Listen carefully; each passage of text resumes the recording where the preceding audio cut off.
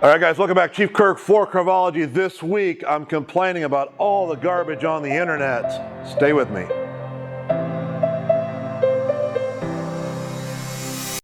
All right, so in my intro, I said we're going to talk about the garbage on the internet. I'm getting so tired of seeing it. I probably can't do many more of these because it's just an endless loop of chasing your tail.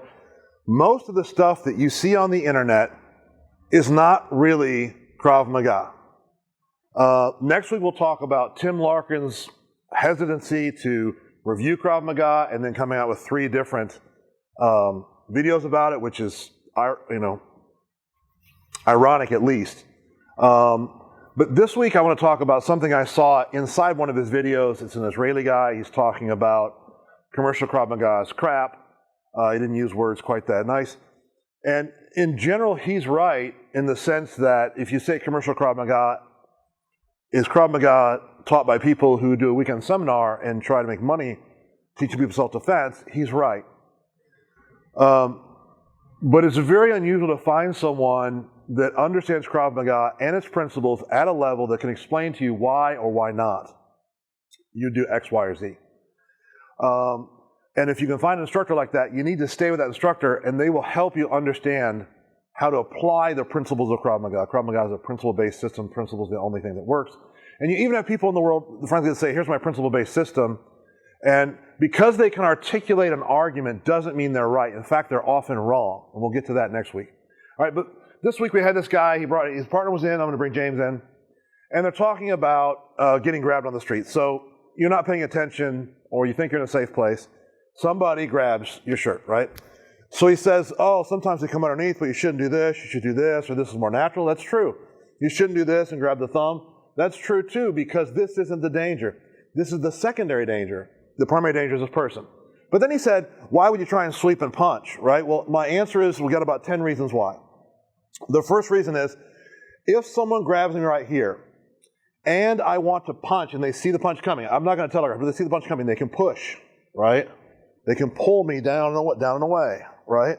They can alter my platform, my power, and my capacity to make a punch. That's one of many reasons. There's all sorts of ways they can augment what you're doing in a way that's advantageous to them. So this is secondary danger. You have to address it, right? So not just punch. By the way, punches go in bunches, but they don't go at the same time. I don't go punch, right? I go punch 1, punch 2, right? Is punch 1, punch 2 any slower than punch, sweep 1, 2? What's the answer? The answer is no. So sweeping the arm when someone grabs your chest is a good idea because you're addressing with the punch the primary danger. You're also addressing the secondary danger, even if you don't get it all the way off your shirt, although you probably should. There's another issue. In Krav Maga, if you understand what Krav Maga is, you understand that if something is useful, we reuse it, like Legos being put out on the floor and building the different things with the same Legos. So when I'm grabbed here, and I address secondary danger and primary danger at one time, 1, 2, I'm doing some very productive things. But people don't just grab you that way because they want to punch you. They might have a knife, right? They might have a gun. For instance, if James, you want to grab that gun over there? Yeah, pistol. Training gun. If James holds the gun back and he grabs me and I'm training to go punch, that's a problem. Or if I'm only training to do this, that's a problem. I have to make this motion, make this punch, grab the gun, and get the gun going, right? And I'm not doing the technique, I'm just running through it quickly.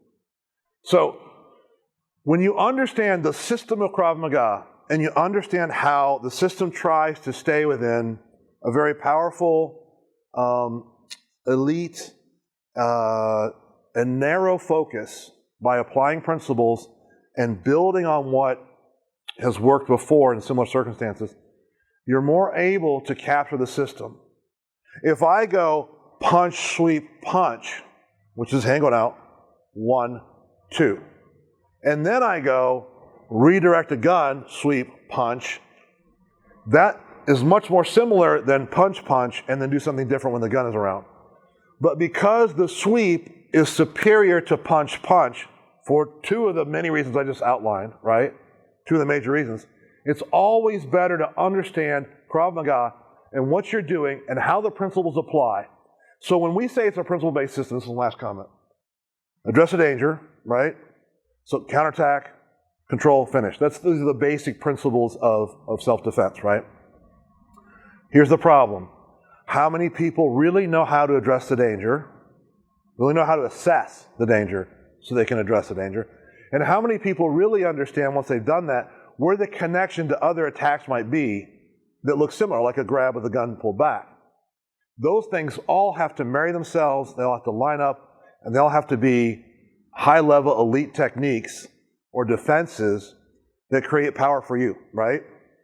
It just irks me, man. If he grabs my shoulder right here and he starts to pull when I'm punching, it's a problem. If he pulls me this way, he pulls me off the punch. If he pushes me that way, he's off the punch.